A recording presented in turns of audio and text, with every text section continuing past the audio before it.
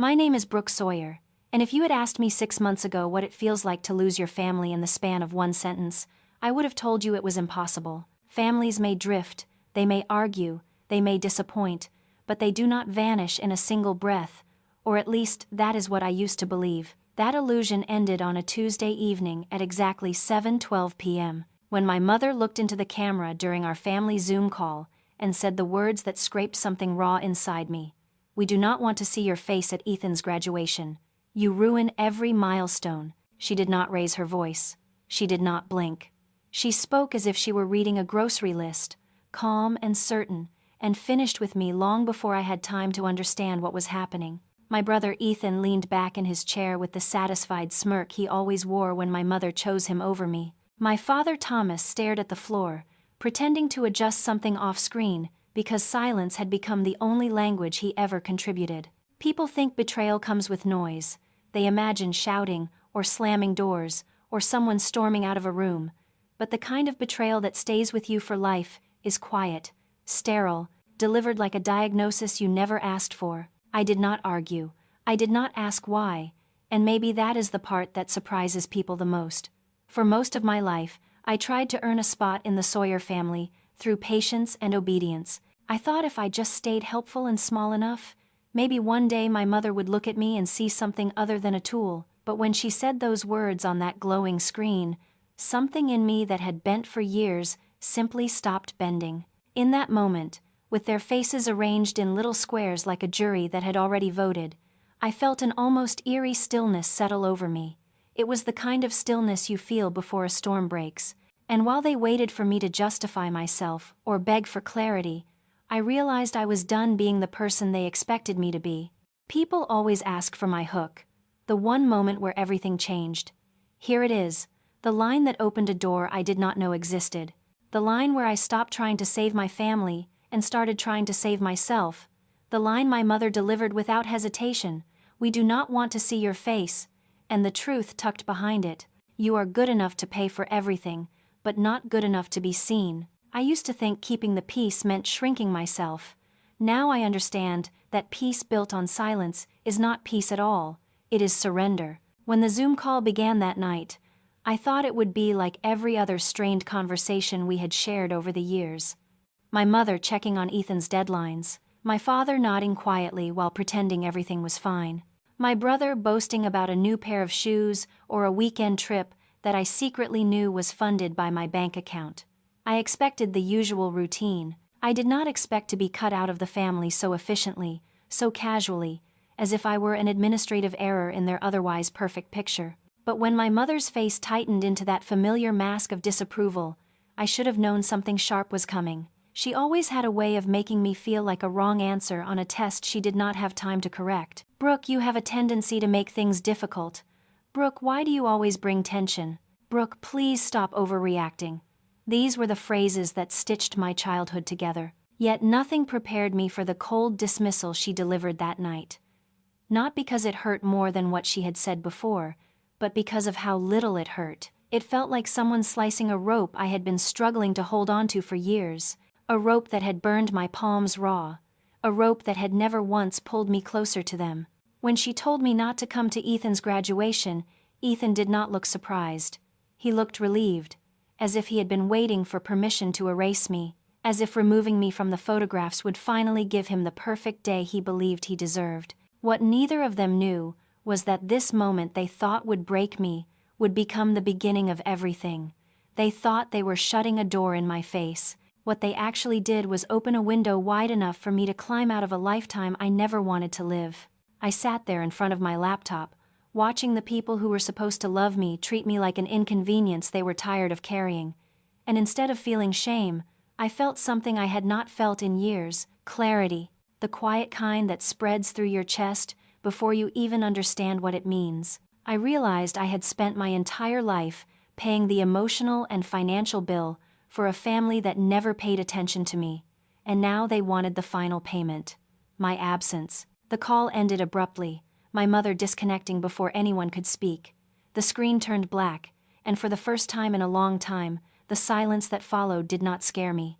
It steadied me, because that night, I finally understood something I should have learned years ago. When a family tells you you are not welcome, believe them, and when they show you what you are worth to them, do not negotiate, walk away. What I did next changed everything, and none of them saw it coming.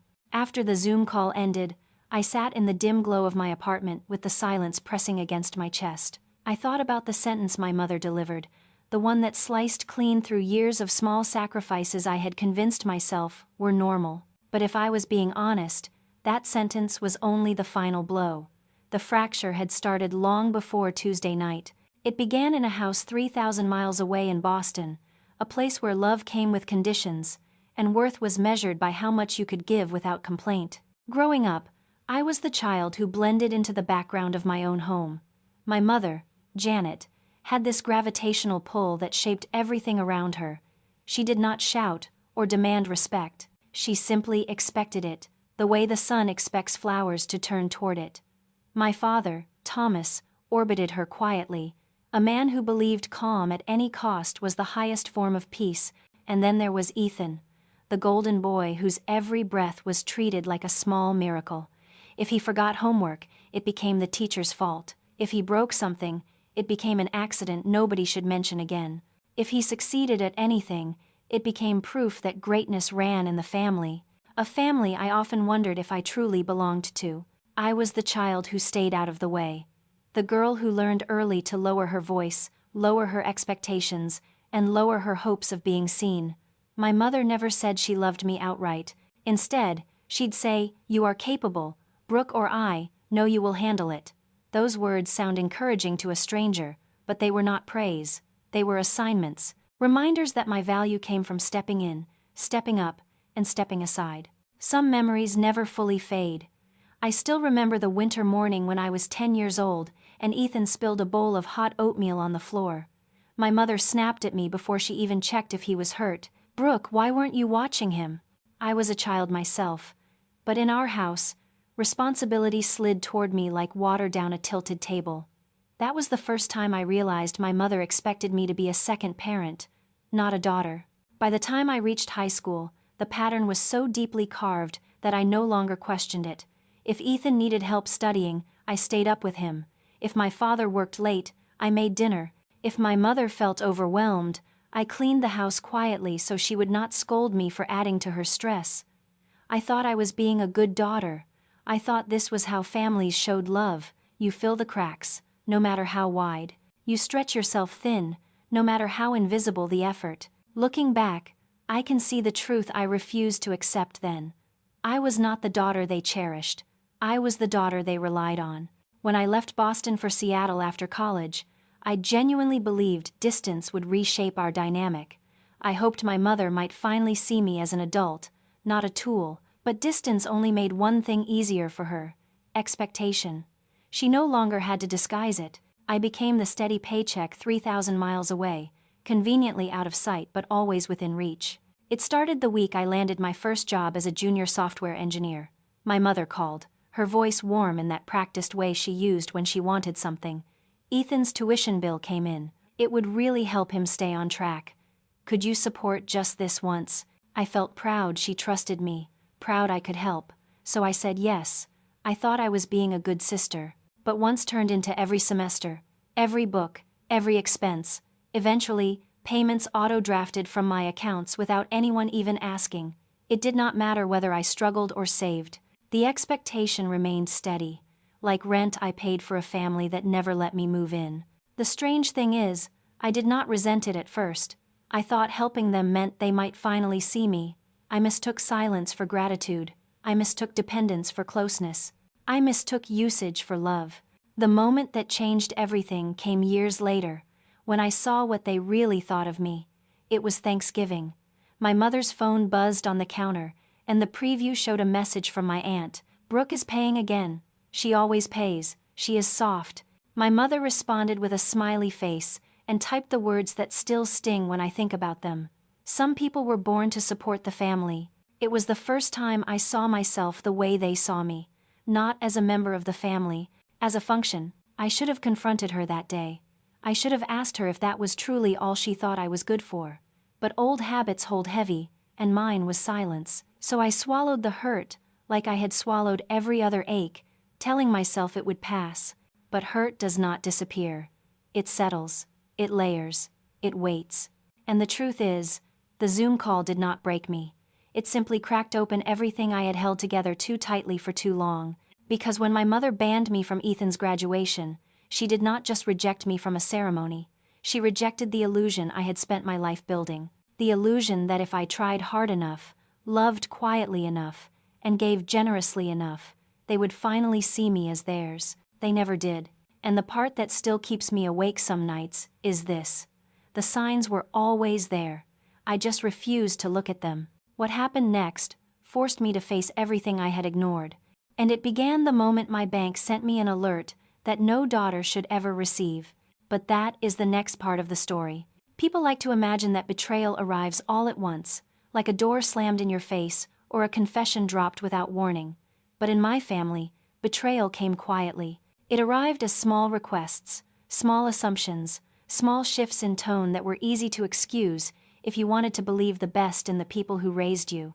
And for most of my life, I did. I believed so hard it blinded me. After I moved to Seattle, the distance felt like a blessing at first. I thought living 3,000 miles away would let me build a life where I was more than the responsible daughter or the convenient fixer. I found a job I loved, an apartment with windows that spilled light across the hardwood floors, and a routine that finally felt like mine. But as much as I wanted to separate myself from Boston, Boston never stopped reaching for me. The first sign that something was wrong came in the middle of a normal workday, buried inside an email that should have been harmless. It was a message from the university finance office saying they could not process the updated payment method on Ethan's account. I stared at it for a long moment, confused. I had not attempted to update anything. I had not even logged into the tuition portal in months. When I called my mother to ask about it, she brushed it off with a quick laugh. She said she must have clicked the wrong thing while checking his schedule. I wanted to believe her, and so I did. I let the unease slip down my spine and disappear. Then came the strange messages from Ethan himself. He began texting me late at night, asking if I could cover new fees the university added, a mandatory tech upgrade, a lab equipment subscription, a transportation card charge. He never asked politely, he simply assumed, the same way he always had, and for a while, I kept paying, because paying meant avoiding tension, avoiding guilt, avoiding the argument I had spent my whole life running from. But the red flags kept coming. One afternoon, I opened my email and found 2 alerts from a credit monitoring service I barely remembered signing up for. It said new accounts under my name had shown unusual spikes in spending. The alerts were vague, not enough to alarm me fully, but enough to lodge a question in the back of my mind. I told myself it must have been a glitch. I closed the tabs and made dinner, ignoring the heaviness building in my chest. Yet the biggest warning came on a day I remember too clearly. I had just finished a long sprint at work, exhausted but proud. I ordered takeout, curled up on the couch, and decided to check my online banking before the weekend. I expected a few normal charges, maybe the electric bill, maybe a grocery receipt. Instead, I saw something that made my breath catch. A card I had not used in almost 5 years was showing thousands of dollars in purchases. Designer shoes, a bracelet, a shopping spree from a luxury department store in downtown Boston. I blinked, thinking maybe it was a mistake. But when I checked the shipping address, my heart dropped. Every item was sent directly to my family's house. I remember calling my mother that night, my voice trembling despite how desperately I tried to sound steady. She answered on the 3rd ring, sounding irritated that I had interrupted something. When I explained what I found, she sighed loudly as if I were being dramatic. She said Ethan needed a few things for graduation, and she did not have time to deal with it. She told me not to ruin the moment. She said it was not a big deal. Not a big deal. $4,000 in purchases tied to an account I had long forgotten. A card they were never supposed to have access to. Not a big deal. She acted like I was the one causing a problem. What I did not know then was that this was only the surface. What lay below would reshape everything I thought I understood about loyalty. Later that night, still shaken, I logged into my bank dashboard again, this time with more attention than fear. That is when the real truth unraveled. 2 more cards under my name had been quietly used for months. Charges for meal deliveries in Boston, online subscriptions, clothing sites, even a recurring spa membership I had never heard of. All linked back, in one way or another, to my brother or my mother. It was not one mistake. It was a pattern. A pattern I had ignored for years, because I thought choosing my family meant excusing their behavior. But standing there in my apartment with the cold light of my laptop shining on rows of transactions I had never approved, I felt something shift. Not anger, not yet. It was more like recognition. The realization that the people I trusted had been building their lives on my silence. Still, the biggest warning had not arrived yet. It came in the form of a screenshot accidentally sent by Ethan. My name at the top. His message beneath it. Do not worry about money. Brooke exists for that. She is basically our cash cow. I stared at the words for a long time. I felt my pulse in my throat, heavy and slow. It was not the insult that broke me. It was the truth inside it. He believed it. My mother believed it. Maybe even my father did, in his quiet way. They were not using me because they needed help. They were using me because they believed it was my purpose. That night, lying awake, the same sentence kept echoing in my head. A line I did not yet have the courage to say out loud. If this is how they see me, then what am I holding on to? I did not know it then, but the moment I asked myself that question, everything began to unravel. And the next thing that happened would force me to face a truth no daughter ever wants to learn. It started with a phone call from the bank the very next morning. We've poured a lot of time and heart into creating this story. If you don't like it, give it a like anyway, and if you do enjoy it, make sure to subscribe to our channel. Now, let's get back to the story. The morning after I discovered the charges, I woke with a weight in my chest that felt unfamiliar. Not panic, not anger, something quieter, heavier, as if the truth that had been circling me for years had finally decided to land. I stared at the ceiling for a long moment before I even reached for my phone. When it buzzed in my hand, I expected some random work notification. Instead, it was the bank. The calm voice on the other end explained that a card under my name had been used again, this time for a purchase large enough to trigger a fraud alert. I listened, motionless, as the representative repeated the list of recent transactions. I could not ignore any of it anymore. The timeline, the patterns, the addresses, every piece pointed back to the same place. My family, my mother, my brother. When I hung up, the silence in the room felt sharper, as if even the walls were waiting for my denial to return. But it did not. Something inside me had finally locked into place. I opened my laptop with a sense of resignation rather than fear, and pulled up all 3 accounts tied to my identity. It was worse than I imagined. Multiple devices were connected to my online banking, some under nicknames I did not recognize. My mother's tablet, Ethan's phone, a laptop registered in the family home. The realization made my skin prickle. They had not stumbled into my information. They had lived inside it. Some people say the truth hurts. I disagree. The truth clarifies. What hurts is realizing how long you convinced yourself not to see it. I scrolled through the transactions again, this time without blinking. Every charge, every automated payment, every careless purchase told a story I had refused to read. A story where I was not Brooke Sawyer, daughter or sister. I was a resource, a convenience, a quiet shadow, financing the life they believed they deserved. Still, part of me searched for a reason that made sense. A misunderstanding, a miscommunication, anything that did not point to deliberate exploitation. But then came the message. I heard the notification drop into my inbox with a soft ping. It was from my brother, a screenshot forwarded from his group chat by accident. I knew it instantly because the preview showed my name in bold at the top. When I opened it fully, the words hit with a clarity that neither shock nor denial could soften. Do not worry about money. Brooke exists for that. She always pays. That is basically her purpose. Purpose. He used that word with the ease of someone stating a fact, not an insult. It was not meant to be cruel. It was simply what he believed to be true, what he had been raised to believe. For a long moment, I just stared at the screen, waiting for the familiar ache to rise. The disappointment, the guilt, the urge to fix whatever they had broken. But none of those came. Instead, I felt a quietness settle through me. A quiet so clean it bordered on relief. Their words were not new to me. They were simply the first time the truth had been said without a smile. The illusion my family had built around me cracked like thin glass. Still holding my phone, I walked to the window. The city below was waking up, buses humming, early joggers crossing the street, people living lives untouched by the kind of betrayal that grows in childhood and matures into adulthood. I pressed my forehead to the cool glass and let myself breathe. All my life, I had told myself my mother loved me in her own way, that Ethan cared deep down, that my father stayed silent because he did not know better, but the evidence in my inbox and my bank statements said something different, something I could no longer reshape into a kinder story. I thought about the years I spent helping them, the birthdays I flew home for, the nights I stayed late at work to make sure tuition cleared on time, the Christmas where I saved up to buy Ethan a laptop, only for him to complain it was not the model he wanted, the dozens of moments where I accepted crumbs and called it love.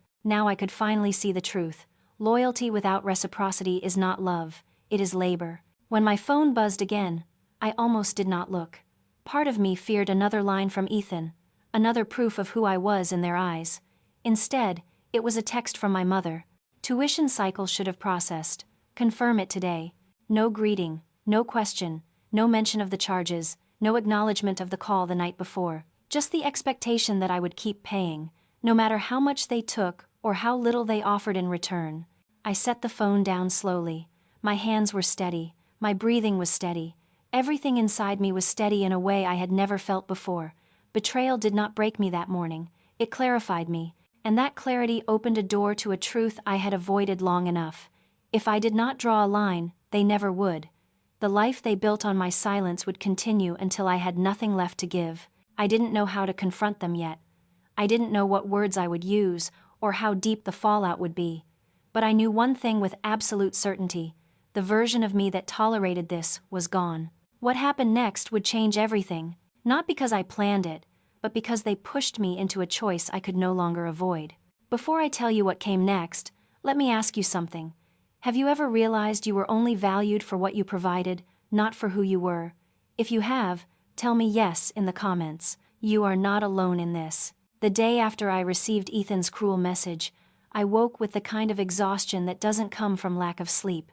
It comes from knowing the truth and running from it anyway. For years, I had learned to silence my own instincts because trusting them meant admitting something terrifying. My family did not love me the way I loved them, and admitting that meant losing them, which I had never been brave enough to do. But that morning, something felt different. I sensed it before I understood it. My phone lit up on the nightstand, and when I saw the notification, a quiet dread crept up my spine. It was my bank, again. The representative explained that another suspicious charge had been made on one of my cards. This time, a hotel reservation for a weekend getaway in Ethan's name. I felt my jaw tighten. The card in question was supposed to be closed. It had not been active since before I moved to Seattle. Yet someone, somehow, had reactivated it. Someone who knew enough about my identity to impersonate me. I sat on the edge of my bed, staring at the floor as the representative apologized repeatedly. But none of it mattered. The truth was hammering into me faster than I could deny it. Someone in my family had gone beyond taking advantage, beyond expecting. They had crossed into something darker, something criminal, identity theft. And deep down, before I even logged into my accounts, I knew exactly who. When the call ended, I opened my laptop and went to the tuition portal. My heart dropped the moment the page loaded. A message flashed across the top of the screen. Your recent payment method update has been approved. Approved, updated, processed. Except I had not touched the payment method. Someone had logged in under my name. Someone had changed the settings. Someone had set it to renew automatically under my account again. I stared at the portal for a long, stunned moment, feeling heat rise in my chest. For years, I had told myself my family's behavior was selfish, inconsiderate, entitled. But this was different. This was deliberate deception. This was Ethan. This was my mother. I navigated to the security tab, scrolling through the list of recent sign-ins. My pulse spiked when I saw it. Device: iPhone. Location: Boston. Logged in yesterday at 5:47 p.m. I was still at work at that time. And below it: device: tablet. Location: Boston. Logged in last week. My mother's tablet. The pattern was unmistakable.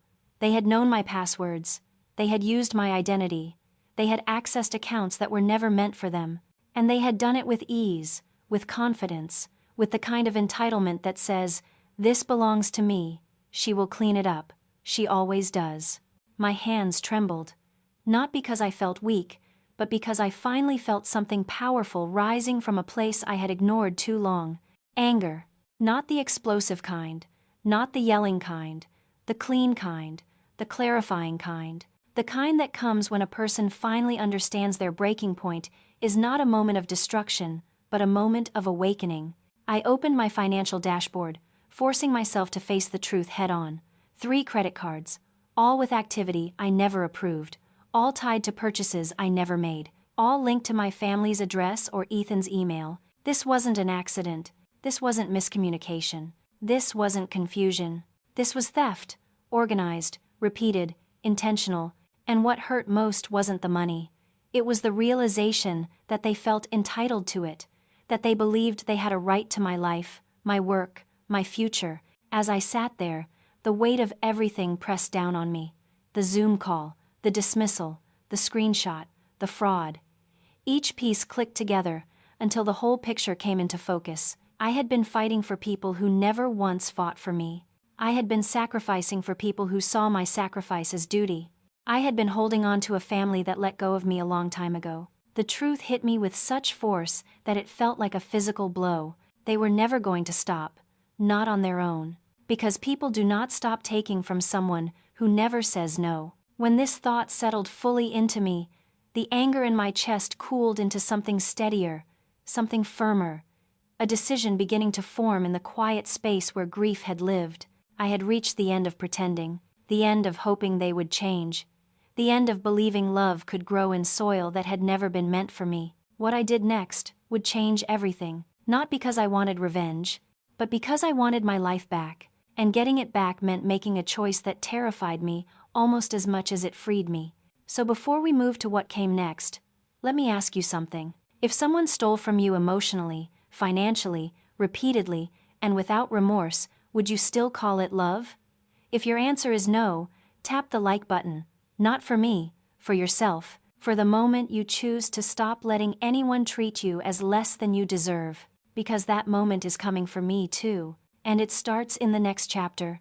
The hardest part of waking up from a lifetime of denial is realizing how long you lived comfortably inside the lie. After I uncovered the fraud, I sat in my apartment in complete stillness, letting the truth settle into every corner that had once held excuses. For years, I had protected my family from consequences. That morning, for the first time, I felt the weight of protecting myself. My phone buzzed on the counter. I did not need to check it to know who it was. My mother always texted with the same rhythm. Short messages sent with the confidence of someone who expected obedience, not conversation. I let the phone vibrate twice before picking it up. Tuition cycle, should have processed. Confirmed today. No greeting, no acknowledgement of the Zoom call, no concern about the fraudulent charges, just another order delivered with the assumption that I would follow it. I stared at the message until the words blurred. How many years had I rearranged my life to avoid disappointing her? How many times had I stayed late at work to make sure Ethan's tuition posted before he was penalized? How many moments had I silenced my own needs to maintain peace in a home where none of that peace was meant for me? I typed a response, then deleted it. I tried again, and deleted that too, not because I did not know what to say, but because I finally knew what I would not say. No more apologies, no more explanations, no more shrinking myself so they could take up more space. I set the phone down and did something I had never done before. I opened the tuition portal, not to pay, but to end the cycle completely. My cursor hovered over the cancellation button. I expected my hand to shake. It didn't. I expected my throat to tighten. It didn't. The truth is, it felt almost peaceful, like stepping out of a burning room after convincing yourself for years the smoke wasn't real. One click. That was all it took. A small message appeared at the top of the screen. Payment plan successfully canceled. My chest rose slowly, an inhale that felt like claiming oxygen I had forgotten I deserved. I logged out and turned to my financial accounts next. 3 cards, all compromised, all violated by people who claimed to love me. Freeze card, freeze card, freeze card. Each confirmation chimed softly through my laptop speakers, like the closing of doors that should have been locked a long time ago. Next, I opened my account security panel. Listed under connected devices were the names I had seen earlier: my mother's tablet, Ethan's phone, a laptop from their house. I stared at each name for a moment before removing them one by one. Rewrite passwords. Enable two-factor authentication. Reclaim what should have always been mine. As the last device disappeared from the list, I felt something shift inside my chest. A quiet loosening. A return of space I did not know I had been missing. It wasn't revenge. It wasn't anger. It was clarity.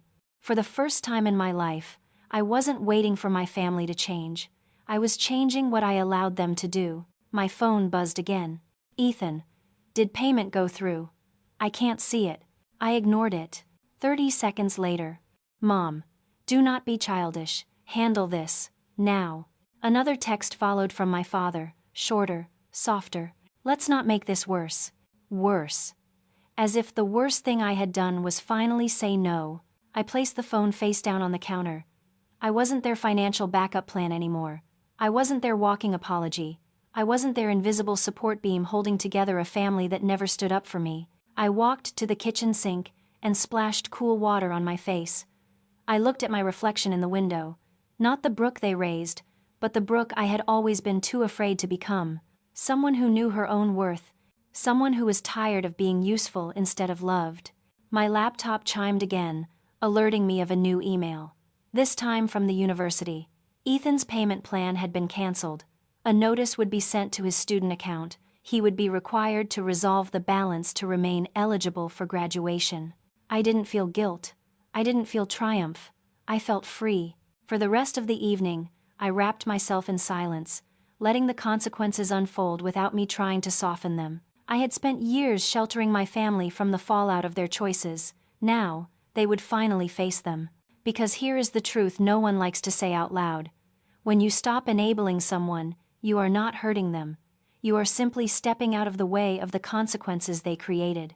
Hours passed. My phone buzzed dozens of times. I didn't answer. I went to bed knowing that tomorrow, or the next day, or the next week, there would be a storm. But this time, I would not stand in front of it. I would let it hit them, not me. And as I closed my eyes, one thought settled in my chest with a quiet certainty. If my family truly loved me, they would never have pushed me to this point.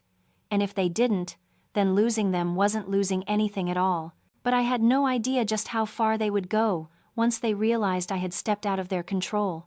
And that is where everything ignites. Before we move forward, I want to hear your thoughts. If your family banned you from a milestone and then demanded money the next day, what would you do?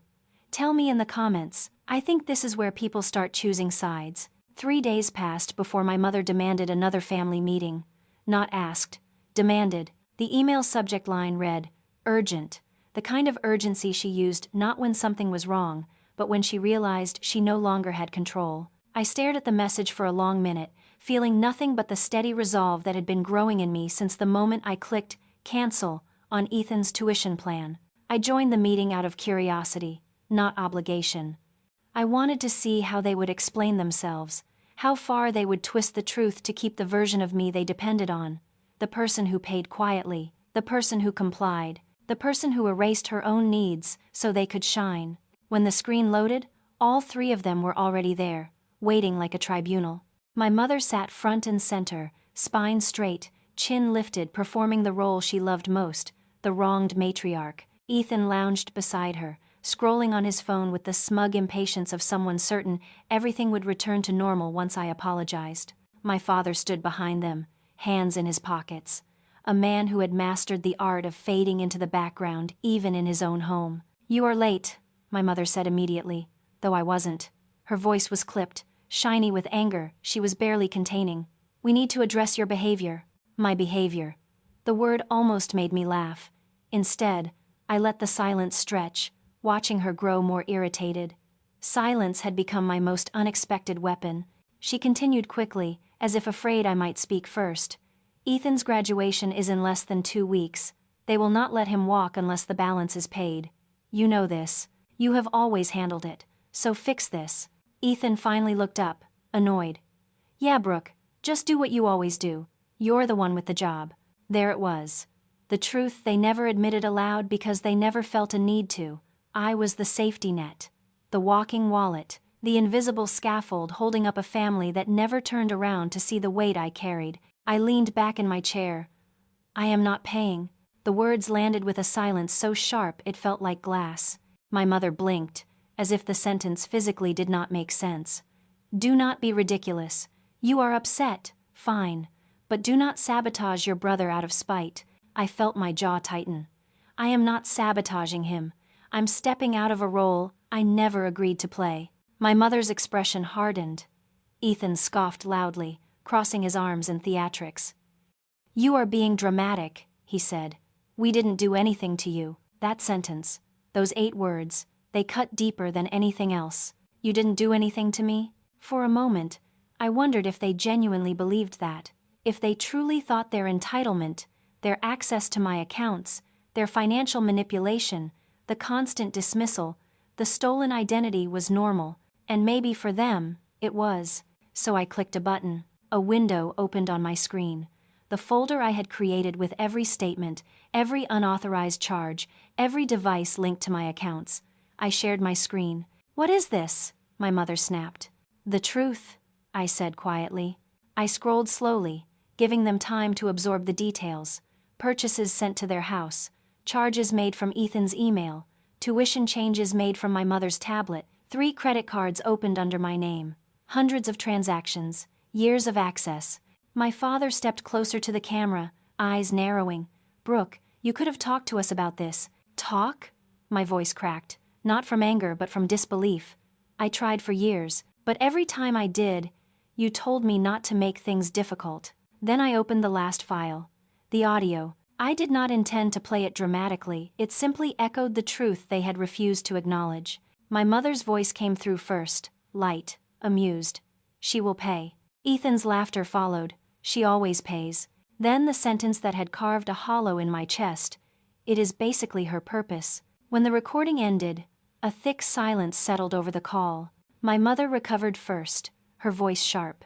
I cannot believe you recorded us. I didn't, I said. It was automatic.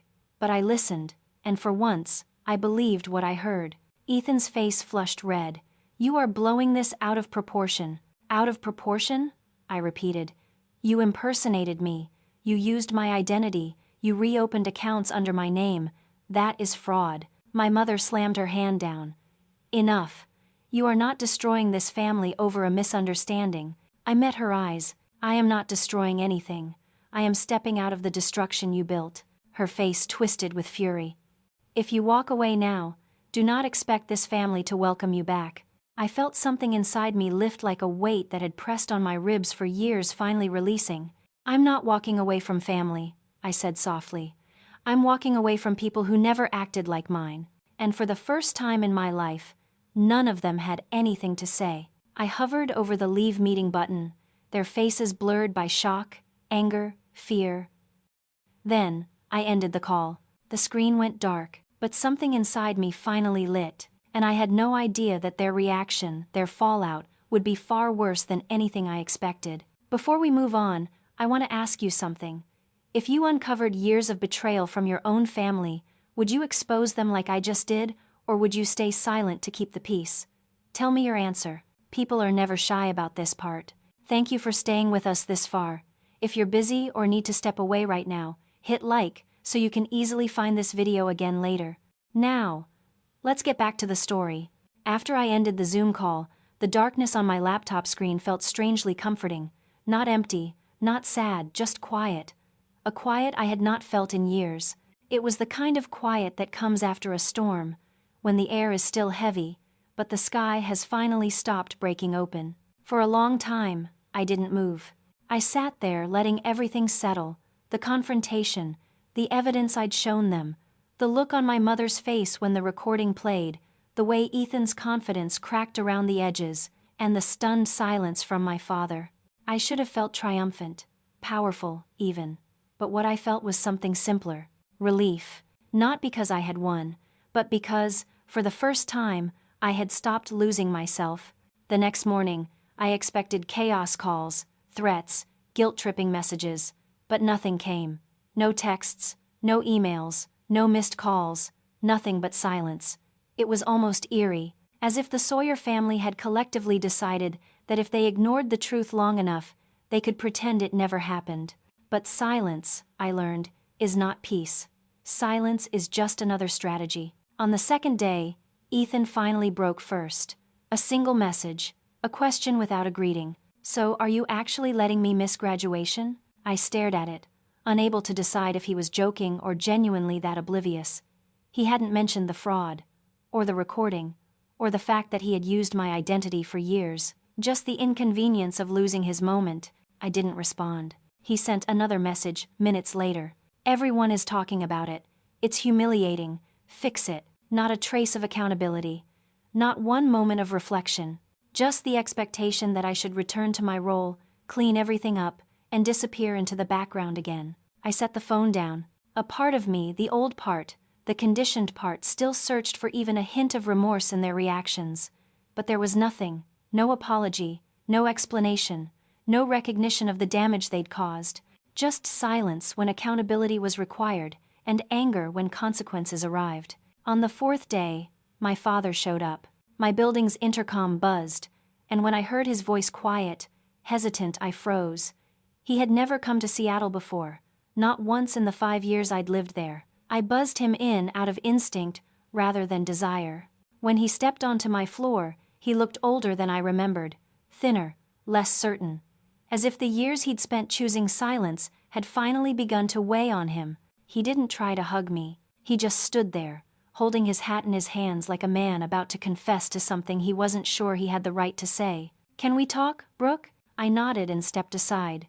Inside my apartment, he walked slowly, looking around with a soft sadness, as if seeing the life I built without them was something he didn't quite know how to accept. He sat at my table and folded his hands. "Your mother is upset," he began. Of course she is, I thought. My mother had always been more invested in controlling the narrative than facing the truth. I didn't say anything. I let him speak. "Ethan. He's devastated," Dad continued. "They won't let him walk."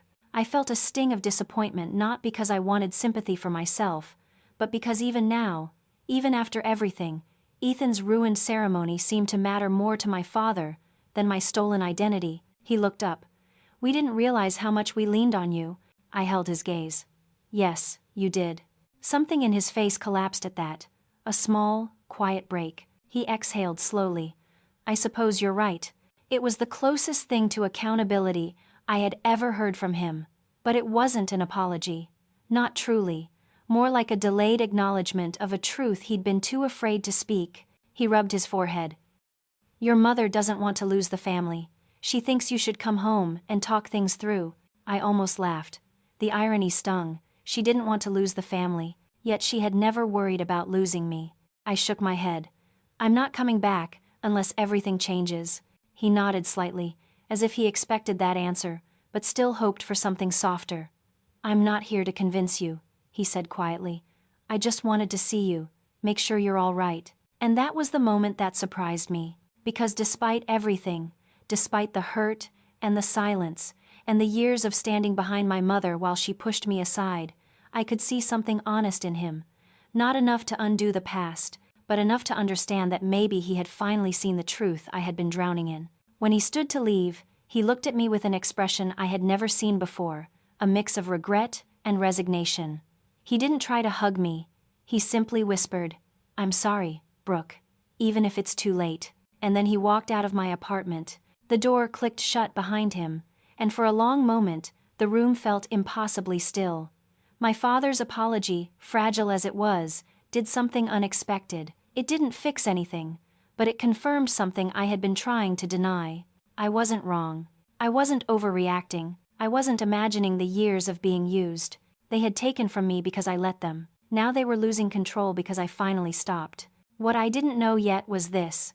The silence that followed wasn't calm. It was pressure. It was buildup. It was a fuse slowly burning toward an explosion I didn't see coming, because the next message I received, that was the moment everything truly changed. And depending on how you see it, it was either justice or the beginning of a new war. When my father left my apartment, The door closed with a soft click, but the sound echoed in me for hours. It wasn't the kind of echo that lingers from pain. It was the kind that follows clarity. For the first time in my life, I felt the ground under my feet steady, unmoved by the emotional storms my family had always blown toward me. That night, I slept without waking. No rehearsed apologies in my dreams, no imaginary conversations where I tried to make my mother understand me. Just rest, the kind I hadn't felt since before I knew what obligation tasted like. The next morning, the universe delivered the one message that confirmed everything I already knew deep down.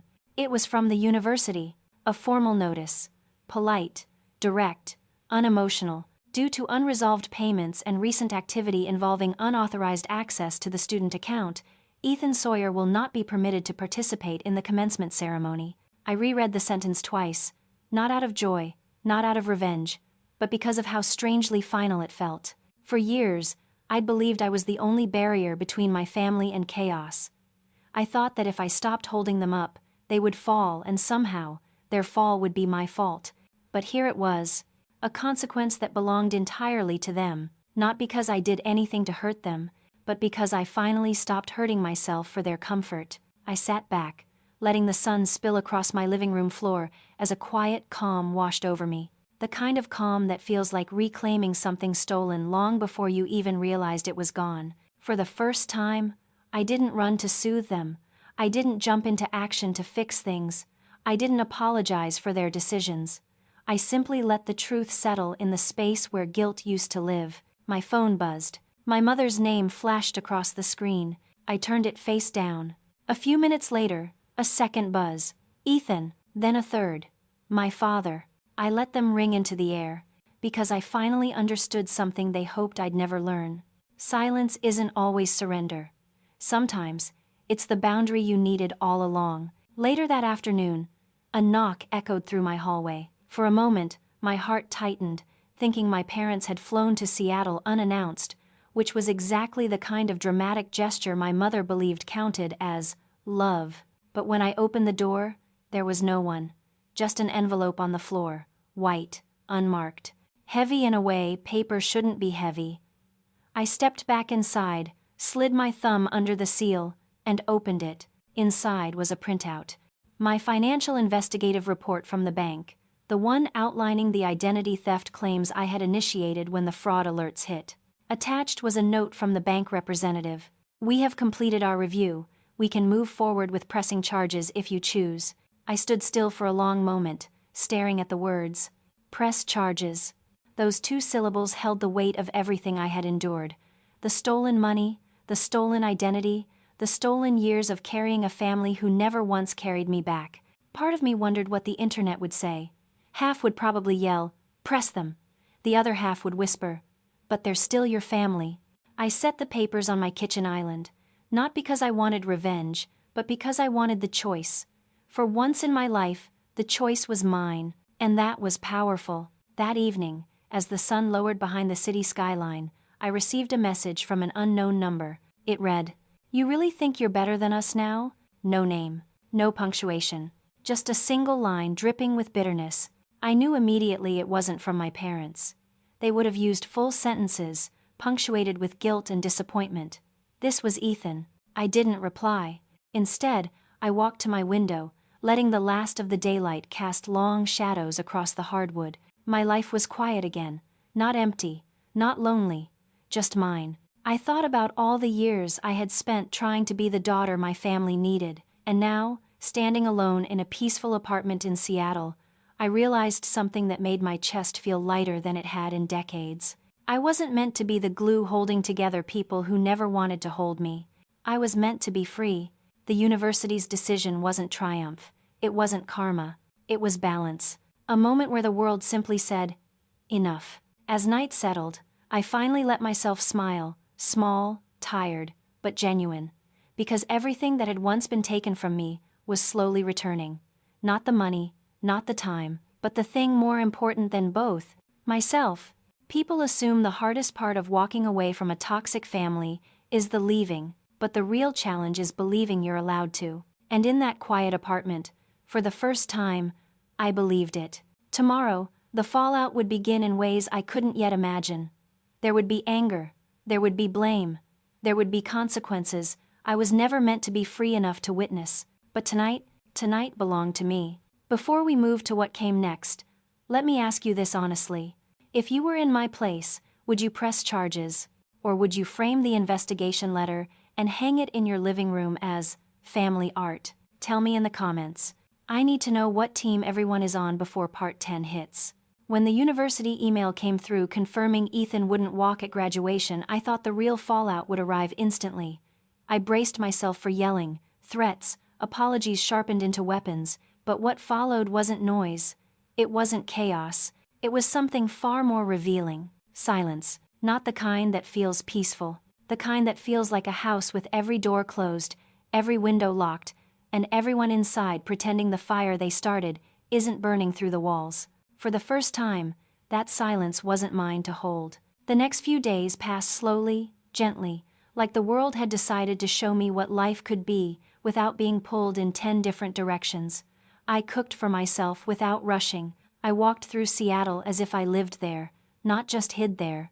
I listened to my own thoughts, and they didn't sound like my mother's voice echoing in my head anymore. I was becoming someone I hadn't been allowed to become, myself. On the 4th morning, I woke to another knock at my door. This time, not my father, not an envelope, just a delivery box with no return address. Inside was something I hadn't expected to see again. The laptop I'd bought Ethan years ago, the one he'd complained wasn't the model he wanted. There was a note taped on top. 2 words, "You're unbelievable." No signature, no explanation, no accountability. It spoke volumes. I placed the laptop gently on the counter, almost with a strange tenderness. It wasn't the object itself that mattered, it was the symbolism. Ethan was returning the things he once took for granted, not because he understood, but because he had lost access to the person he used to drain. Actions born from entitlement never look like gratitude. For a moment, I wondered if I should feel something: anger, sadness, vindication, but all I felt was distance, a healthy, steady distance that made it possible to see the truth clearly. I was no longer tied to the Sawyer family by guilt or habit or fear. I was free. That realization grew stronger as the next week unfolded. No calls, no attempts at reconciliation, no apologies. My father sent a single text that simply said, "Thinking of you." I believed him. But even he didn't try to fix what couldn't be fixed. They weren't reaching out because they were grieving the loss of me. They were grieving the loss of my usefulness, and that hurt less than I expected. One afternoon, I walked out onto my balcony, letting the breeze settle around me. It struck me that this quiet, this ownership of my life, was something I'd never experienced in my childhood home. There, silence meant punishment. Here, silence meant possibility. I thought about the years I spent paying for their comfort, about the version of me they preferred. Small, agreeable, hardworking, invisible, the daughter who didn't need, didn't ask, didn't protest, didn't break the pattern. But patterns don't end unless someone decides to break them. And that someone had to be me. A week after the graduation decision, a new envelope arrived in the mail. This one was from the university, addressed directly to me. For a brief moment, I wondered if Ethan had tried to appeal using my name again. But when I opened it, I found something I didn't expect. A statement acknowledging the identity theft investigation and confirming that my name had been cleared of all unauthorized academic activity. It was simple, factual, clean, but to me, it felt like closure. It felt like someone had finally said out loud what I had always known inside. I was never the problem. I was never difficult. I was never the cause of the chaos. I was simply the one who kept absorbing it, standing there with the letter in my hands. The weight of 8 years lifted all at once, not gradually, not softly, fully. And for the first time in my adult life, I cried not from exhaustion or heartbreak, but from relief, from knowing that moving on didn't make me cruel. It made me honest. The next day, I did something symbolic.